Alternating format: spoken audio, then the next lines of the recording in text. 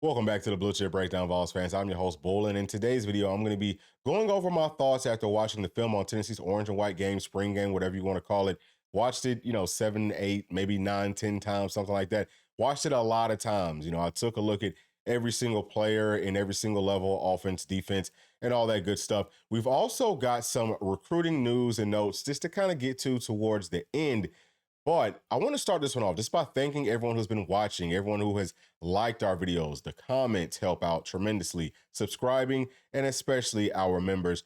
It's been helping us out so much that we're starting to get more and more new viewers to this channel. So with some of this stuff, for those of y'all that have been watching, I'm going to be kind of, recapping for the new viewers so that people understand where we're coming from with all of this stuff. But as always, please make sure to continue to like and subscribe to the channel. All right, so we're going to talk about offense and defense. I can just tell y'all this, number one, that I'm very, very impressed with this team. Just like P and I talked about yesterday, okay, in first watching it, you could tell that we are a lot more athletic. It's a whole lot of great competition between the offense and defense, and you're seeing, a lot of stalemates, which is something that we talked about earlier in the week. We want to see some very close competition, some tight battles. We're making plays all over the place, and it just looks like the best team that we've had by far. And that's with several players not going, a whole lot of underclassmen. I think that we've gone out. I think that, honestly speaking, the 2024 class is probably the best class that Coach Heupel has had since he's been up on campus. I mean, just like their floor is a lot higher. I thought that 23 was a really good class, but we are continuing to recruit at a higher and higher level. So that's number one for me. That is the most impressive thing, again, with offense and defense. Now, getting into the, individual position groups, we normally start off with the front seven. So offensive line, defensive line, but today we're going to start off with those running backs. And the reason is because that's the group that we're watching very, very closely right now with Cam Seldon being down with the shoulder surgery. He won't be back until, like October-ish. So about half of the season, he's going to be out.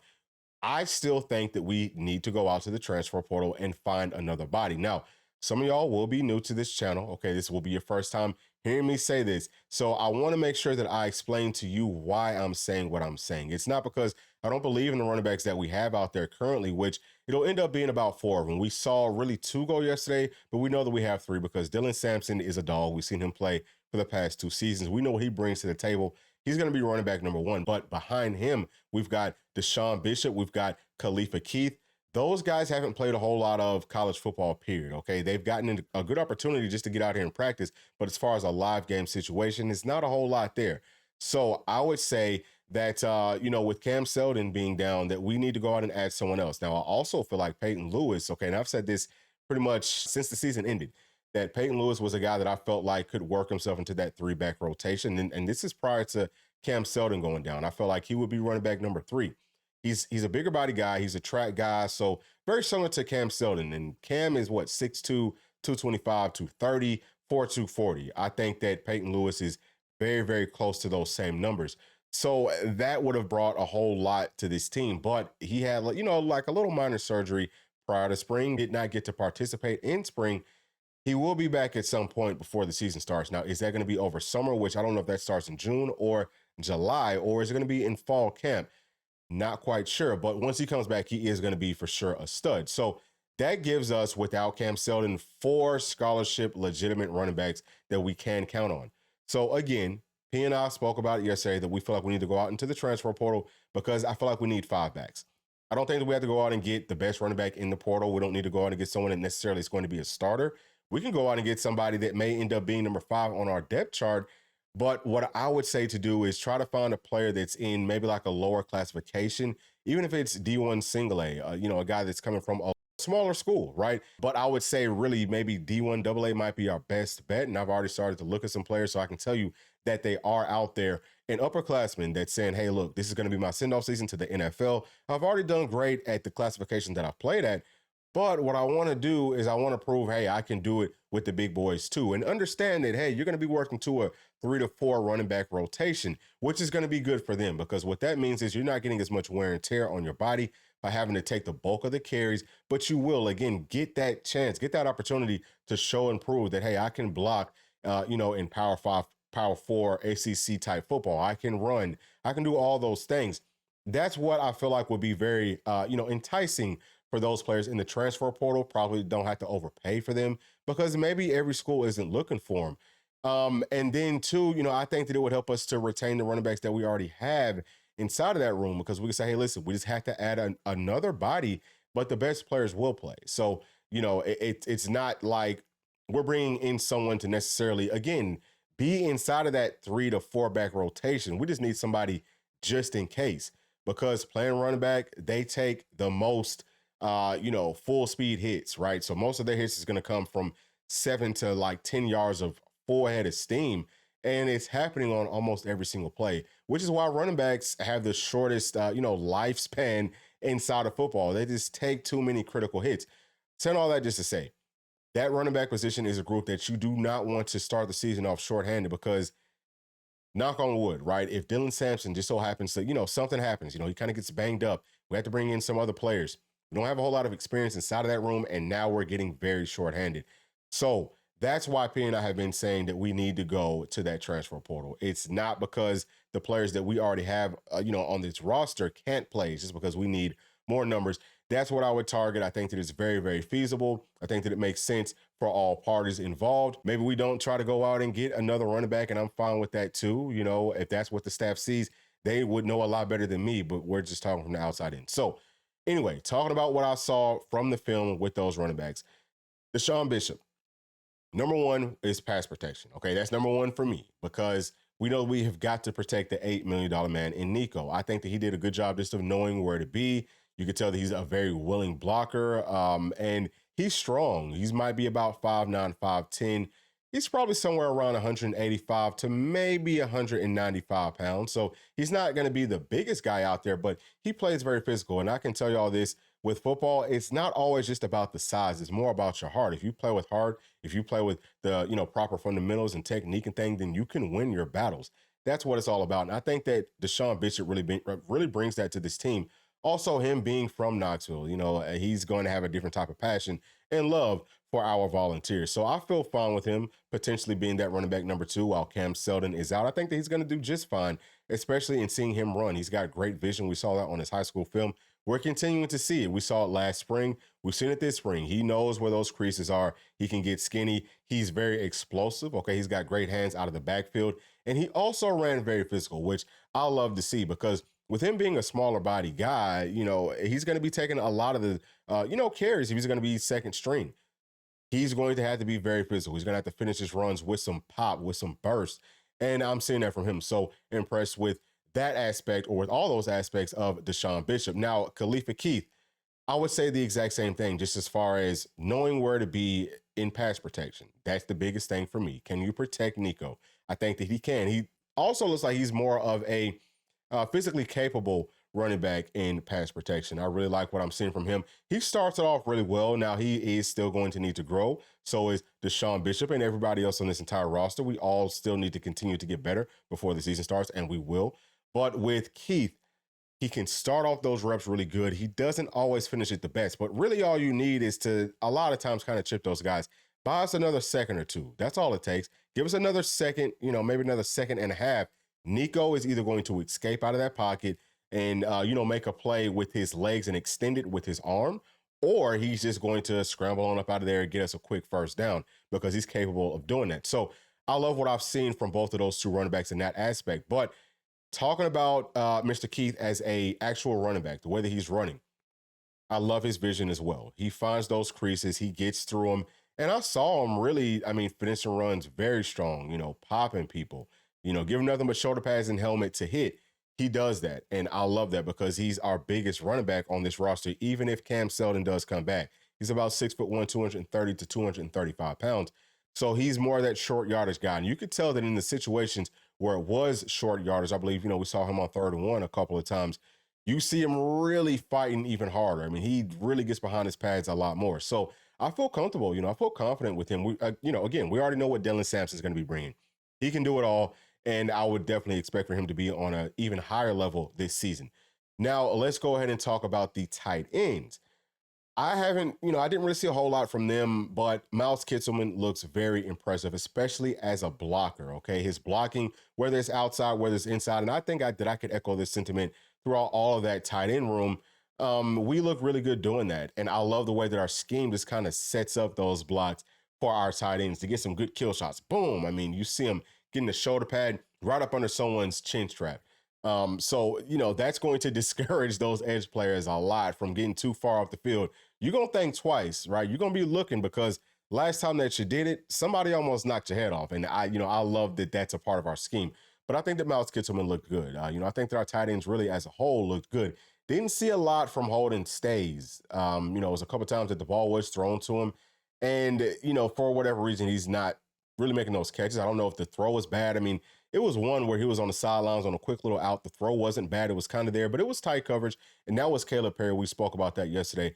But outside of that, I mean, not a whole lot of opportunities for Holden Stays. I do think that the staff was just, kind of trying to hide him. Didn't get to see Ethan Davis, but he's another one. As far as being able to go out, run some great routes at 6'5" plus, 245 pounds plus, great hands. He's a dog. He's been showing that he's a really good blocker as well. I just think that tight end room is really deep. And obviously, Miles Kittleman is the guy that a lot of people have been surprised about. But, we saw a lot of what we're seeing now on his film coming from, JUCO and some other places. I think personally that it's pretty easy to tell if you can do it on a college level. If you're doing it, at a certain level, then you can tell when it's going to translate. And just having good fundamentals, which Miles Kittleman definitely has, it's going to translate. So we are at least 3 deep at the tight end group. Now let's talk about the wide receivers, because I know a lot of y'all have been raving about that group. Yes, we are very deep, okay? And we didn't get to see everybody go. But I love what I saw from Chris Brazzell. I just think that he's a guy that literally can do it all. And he's talked a lot about this. Hey, being a taller, longer guy that can also play kind of like a, smaller slot type of a wide receiver. He looks really good getting in and out of his breaks. He has really good hands, and he's a dog. He's very physical. Something else that I could talk about just with the team as a whole, we're talking about transfer players. You can tell that some of them aren't used to SEC ball. They're still going to have to get more acclimated to it.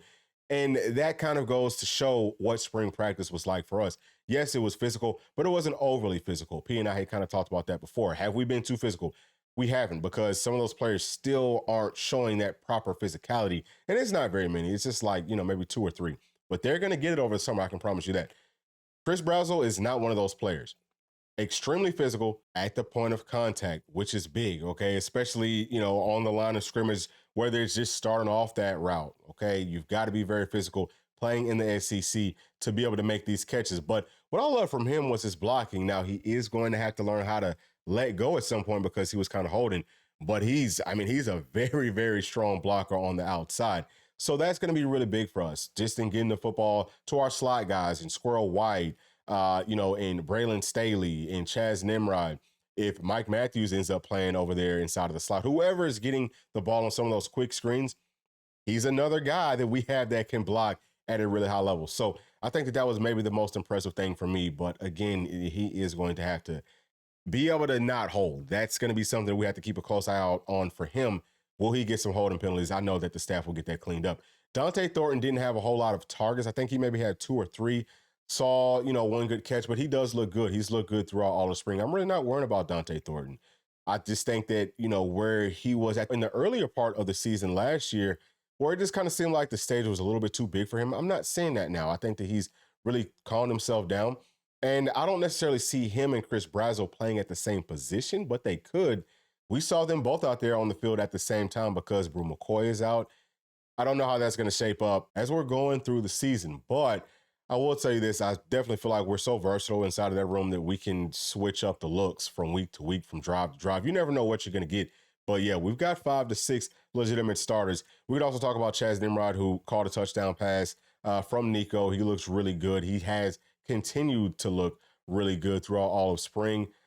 Caleb Webb has been very impressive. I mean, just being very physical. I'm just extremely impressed with that entire room. Mike Matthews, who we touched on earlier, continues to score in every single live setting that we get. He also has looked really good blocking. I think that I could just kind of say that about the entire room. Blocking on the outside, we look even stronger than we did last season. I mean, guys are really getting, in a great spot with their body placement, and their hands are just like right in the center of the defense's chest. And I mean, I'm just so proud of what Coach Pope has done with that room, Coach Heupel, and the entire staff going out and getting a lot of great players. That room right there may be the second deepest room on this entire team. But let's talk about the offensive line because there's two tiers to this, right? There's the starters, who I think looked really strong. We'll touch on some individual players that I loved. But that second string, I feel like they showed so much. And we heard some things from the insiders and from, some of the media with Tennessee saying that, well, the offensive line kind of let us down. Again, we knew, especially with that starter group, that's what we're really paying attention to because that's who is going to be out there day one, hopefully throughout the entire season. But we're missing Cooper Mays at center. We're missing Spraggins at right guard. So outside of those two, I can tell you, we looked very, very dominant, especially on that left side. I love what I saw from Lance Hurd. A couple of points in his game is that he's got some veteran moves, okay? Like he doesn't get up the field too fast. He's going to kind of, sometimes let the player on defense tell him where they're going. Then he will attack them once they decide where they're going. That's a veteran move. And I mean, he's just a true sophomore. But yeah, I mean, very strong at the point of contact. He has really great feet. You can tell that he knows what to do. I'm just really proud of us going out and grabbing him. Saw him going up against James Pierce a couple of times. He looked really good in that battle. Let's talk about Sham Umarov playing at left guard. Had some question marks about it once he first made that move, but I can tell you from that point to now, I love him. I love him right there. He may have been maybe the most consistent player on that entire offensive line on Saturday. I mean, he just looked great, whether it's run blocking, whether it's pass protection. He fits in there perfectly. So I would say that our left guard has been found. Obviously, the competition is still going to be open until the season starts. He's going to have to, continue to build off of his performance yesterday in the rest of the offseason, over the summer and in fall camp. And I know that he will, but I'm just very impressed with his footwork, with his hand placement, with just knowing where to be, with how much of a dog he is. I don't know if he lost at all. I didn't see any losses from him. But yeah, I mean, left guard was our biggest question mark, and that has been answered so far. So very, very proud of Sham Umarov. Now at center, we could talk about Bison Lang. He struggled sometimes, but he didn't look as bad as what I thought he would. You know what I mean? Like, I came into it thinking, oh, man, he's not going to look great at all. But he actually looked pretty solid. I feel comfortable with him coming in, behind Cooper Mays, or if Coop goes down. I feel very confident with him, especially if you've got Spraggs right next to him. Now, Dane Davis is a player that looks pretty good at right guard, but we've seen a whole lot from him. We know that he could play anywhere on that offensive line and give us a whole lot. So if we need a center to come in, will it end up being Bison Lang or will it end up being Dane Davis? I think that we can still maybe go with Bison Lang. I think that he showed enough. Now, again, he didn't win every single rep. He kind of struggled in some points, but like I said, once you have Spraggs over there, who is a true right guard, where it looked like maybe he was, Bison Lang was kind of losing or, having some trouble. Once we get Spraggs in there, he's going to be able to clean that up. So that's going to be big. I think that John Campbell looked good. There was a couple of times that, there was some miscommunication between him and Dane Davis, but I think that the reason for that is because Dane Davis moves around so much. He's kind of like a jack of all trades. I don't want to say that he's a master of none because I really feel like he's much more of a tackle, but putting him at guard isn't necessarily his most natural position. So that could be why. That could be why we saw some, mishaps on some stunts and, blitzes, things like that between he and John Campbell. I don't know who was right, who was wrong, because I'm not inside that room to know what, what was called. But yeah, I think that all in all, the starting group looks really, really good. There's a lot to be excited about, especially once everyone comes back. Now, going down to that, second and third string, a lot of the underclassmen, especially freshmen, I'm going to start off with Aiden Bus because he's an older guy. Raved about him a lot coming out of high school. And I think that he looks pretty solid, but he still does have a ways to go. And I was able to kind of see that. He just has to work on maybe like some body control things. Maybe if he can work on his core strength just a little bit more, then he's a guy that all of a sudden he's at starting caliber. But that's the biggest thing that I saw from him. Kind of getting over his feet a little bit too much, or, kind of getting swayed one way, or the other a little bit too much. But that was pretty much it. I think that he's fine outside of that. But those freshmen look really good to be freshmen. Now, obviously, they're not going to win every single rep, but they're going up against some veterans, some guys who can absolutely go what we're calling the deepest defensive line in the entire country, but they're holding their own. So you have to be very impressed with that because last year's offensive line would not have held their own versus this year's defensive line from second to third and probably even fourth string. So, there's a lot to be excited about there. I really love what I saw from a guy like William Satterwhite playing center. Now, really everywhere that he kind of was losing at is just because he has to get stronger. And I could probably echo those same sentiments of all of our true freshman offensive linemen. Wherever they're losing at is just because they're not physically strong enough yet, but that is definitely going to come. That's the good news. Their technique, their willingness, their dog, their nastiness, all that's there. You can see that just like we saw in their high school film. So yeah, I'm very, very impressed with the way that we've gone out and, got some very, very capable, a very good foundation of our true freshman offensive line coming up here for 2025, 2026. I think that our offensive line in 25 and 26 is going to be even better than it is going to be in 2024. So keep a close eye out on that. Let's switch on over to the defensive line because there's a lot to talk about right here. I love what I saw. Okay. I love it. From, left to right, doesn't matter. Everyone looks really good. Now, I didn't see Tyree Weathersby playing at the strong side defensive end. I didn't see him at all, and I may have overlooked him, but I don't know what happened with him. I would have loved to have seen how he looked. I think that Dominic Bailey looked good. Jason Jenkins looked pretty good. I don't remember seeing Tyree West either, but we're going to be fine there. Obviously, James Pierce is an absolute and total dog. Saw him kind of getting after it. The interior of our defensive line is crazy. Talk about Big O. I mean, so strong at the point of contact. Whenever I talked about those stalemates, I'm talking about, the especially interior of our defensive line versus our offensive line. Now, there was some times with guys like Bison Lang where he was losing to Big O, and that's to kind of be expected. But you're also seeing big Omar Norman Lott, Bryson Eason, Simmons. I mean, all those guys, Jackson Moy. Nathan Robinson flashed a lot for me too. I mean, he's a really big guy and he looks so well put together, but great burst, a whole lot of length. We're just super deep there. You want to talk about waves? We're coming at you in waves from, across the board with that group. But, I was just very impressed with what I saw from them. And I think that they are what we said that they were kind of coming out of the offseason.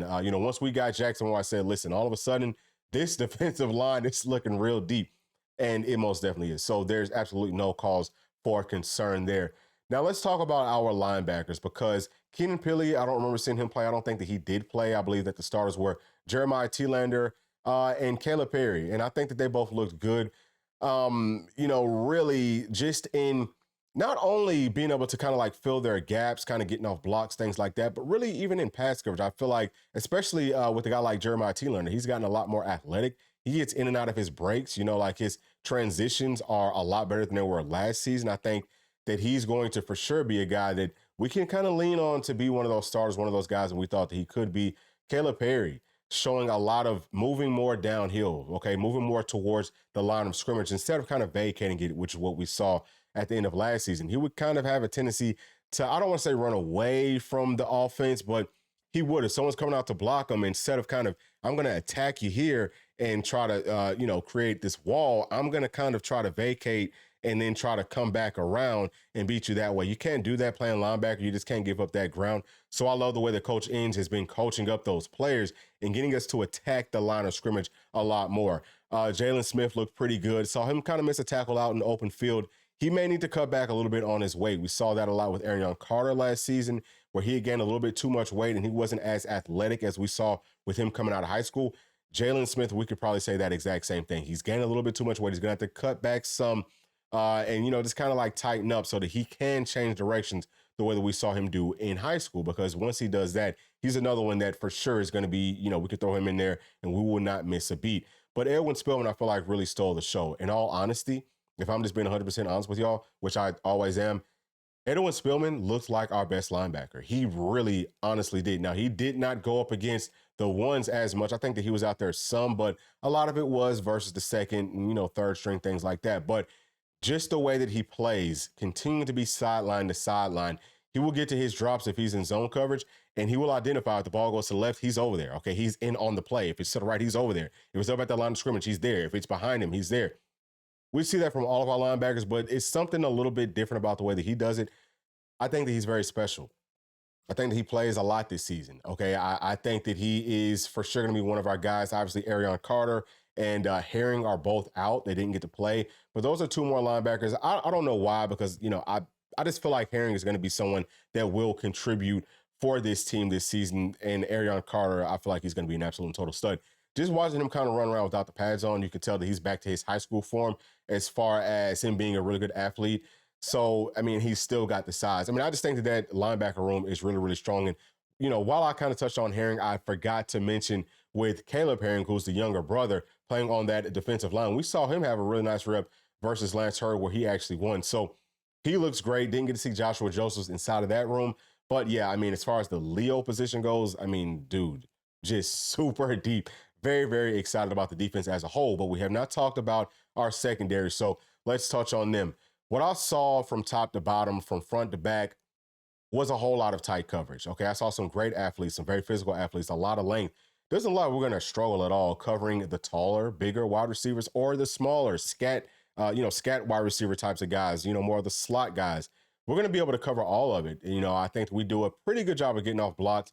A couple of players who need to kind of, work on that. They need to get a little bit better at it. But I just think that as a whole, that group looks really good. I mean, we're triggering really fast on, the second level, which will be our linebackers, and in the secondary, okay? In triggering, this means as soon as we see the play, as soon as the ball is thrown or the running back's there, we're triggering. We're going, boom, quick. It's happening very quick. I love to see that from the safeties. A very physical bunch, those daggum safeties. Guys that want to get downhill and want to make some things happen. I like the starting group that we had in the orange and white game, which was Kobe Thomas and it was John Slaughter. I still think that Andre Turrentine isn't quite physical enough. There was a few times that I saw him just kind of getting blocked, and he's got to do better at that. There's a couple times where I see he's not getting in on plays. And obviously, with this being an orange and white game, maybe he wants to try to save his teammates. So that's why you don't see him kind of taking that final step to get in on the play. But in a real game situation, we had to do that. And I saw last year, especially versus Georgia, that he wanted no parts of that contact. I do want to, make sure that I say that in the Citrus Bowl, he showed a lot more willingness to get in on the contact. So I don't want to paint a bad picture of him, but I do still feel like John Slaughter is going to be the starter over Andre Turrentine. Will he go into the transfer portal? And I'm talking about Andre Turrentine if he's not the starter. I think that he will be able to get thrown into the mix enough. But yeah, I love that safety room. I really love that star room too. Now, I'm going to say this, and I'm not trying to, go out on this, crazy limb. I'm not trying to jump out the window, but I do feel like Boo Carter looked better than Jordan Thomas did playing at the star position, just in all honesty. Now, again, it could be because of the way that the scrimmage was manufactured. I didn't see a whole lot of times where Boo Carter's having to cover people down the field, but Jordan Thomas had to. So maybe Jordan Thomas was tested a little bit more. I think that we're in a really good position, though, just because those are two players that I feel very confident in, just as, as far as being able to or being willing to go out there and make those plays, especially if you're talking about Boo. He just seems like he was hungry to get in on those plays. So, yeah, I would say that the secondary just looks great. Obviously, Ricky Gibson looks really good. Jamar McCoy looks really good. I would say that Jalen McMurray was the player that I was kind of talking about. Needs to work on being a little bit more physical. And just when watching this film from Temple, we felt like he was not going to have any trouble with that. But yeah, he's going to have to find a way to find that dog, find that inner strength, and don't get held. He was a guy that I saw Chris Brazzell holding, but you can't get held because it ain't going to get called. You better get up off that hold and you better go make the plays. We also saw him get beat deep a couple of times. So that's something that he's going to need to work on. Jordan Matthews looked pretty solid in coverage, but he also got beat deep. And we spoke about this yesterday. He's continuing to get beat deep. That is a little bit concerning. I think that Christian Conyer looked pretty solid. He's got to work on not being as handsy, but I would honestly much rather you be more handsy than not, because if you're more handsy and you stop them from making those catches, we've seen Georgia prove it to us that, hey, it's not going to get called all the time. The referees want for the game to keep moving, so they can't call it all the time. So it may be a little bit more beneficial to play that way in college. I think that Christian Conyer is fine, but yeah, maybe Christian Conyer and Ricky Gibson potentially, transfer portal watch. Not saying that it needs to happen or that it's going to happen, because I think that they've got the capability to play SEC ball. But yeah, they didn't look the strongest, right? Like they just didn't. I'm just going to be honest with you. They just didn't. And also we can talk about Christian Harrison. I think that he looked pretty physical, right? Not a perfect game for anyone, but yeah, he looked the part. He looks like he knows what he's doing. He knows where to be, staying on top of the routes. The biggest thing is going to be not getting beat deep. It was one time, I want to say maybe that was him guarding a seam route, but we were in a zone, so got to keep that in mind as well. But looked like the ball was kind of almost fit in between Christian Harrison, and I want to say that was John Slaughter playing safety on a little seam route to maybe like a tight end or something like that. But the ball's a little bit overthrown. It wasn't the smallest window to throw it into, and I think that with zone, that's what you want to look out for, is how tight are these windows? Are we making it a difficult throw for these quarterbacks? And I just feel like we do that from top to bottom. Now, onto the quarterback position. I think that we looked really good here. Some people were kind of saying that Nico didn't look great, but please keep in mind that this is a very, very scripted, very manufactured scrimmage. And we are seeing them go head to head. It's inside of Neyland. The fans are out there. It's on TV, all that type of stuff. But we don't want to show too much. I think that Nico looked great. Okay, he was 6 of 6 for 91 yards and a touchdown going into half. That's really good numbers, okay, especially going up against this defense with the, kind of a makeshift offensive line. I think that he played very well, very accurate. He was on point just as far as his pocket presence, things like that.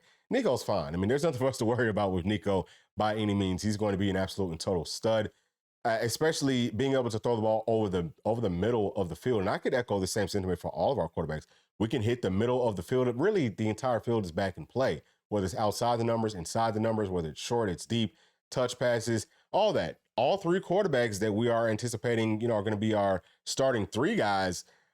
They look good doing it. So Nico looks great.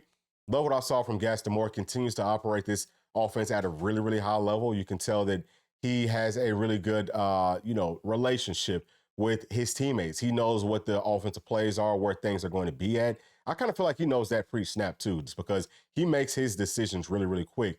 I think that Jake Merklinger looked great, okay, especially as a true freshman. Just very, very accurate, great timing, great touch. Everything that we saw from his high school film, we're seeing it out there on the field in SEC play against his teammates. So that's always the biggest thing. How do these guys perform under the lights? And I feel like all three of them did a phenomenal job. So there's absolutely no cause for concern. There's no quarterback controversy. Nico is the guy for sure for the next 2 seasons. I mean, I don't know how else to say that. And if you're speculating on that, I don't really know what to tell you. Nico is just different. I think that Nico wins the Heisman Trophy this season. Although, the backup quarterbacks also looked good. They're not Nico. Let's just get that clear. Okay. Let's just get that out the way.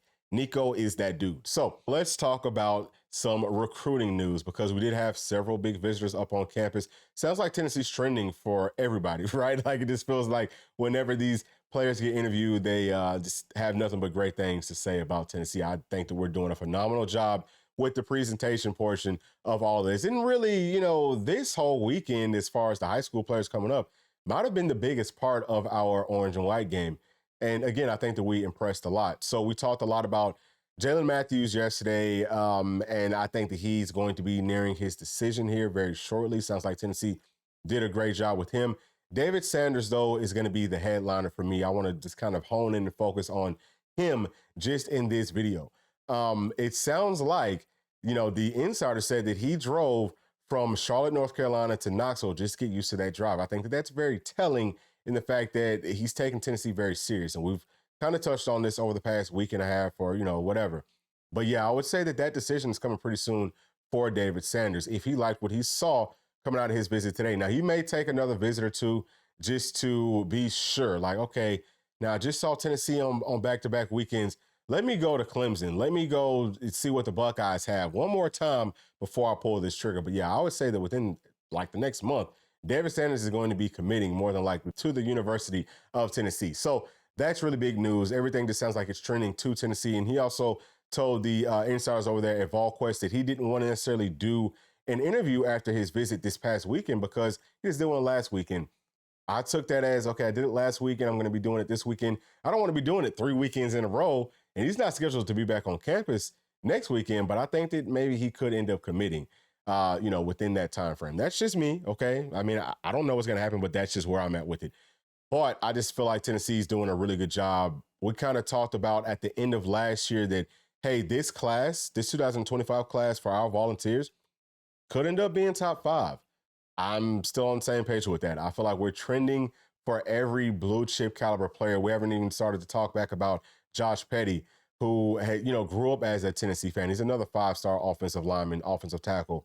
And it sounds like Tennessee kind of got back into the mix with him as well. I mean, there's a whole lot of players for us to talk about, but we'll cover that in a completely different video. I just wanted to kind of touch on some of the highlights from the visits over this past weekend, especially with David Sanders. But that's going to be it for this video. Thank y'all so much for staying all the way to the end. Please make sure to like, subscribe, hit that notification bell, share with your friends, family, and other volunteer fans. And we'll see y'all in the next one. Thanks. Peace.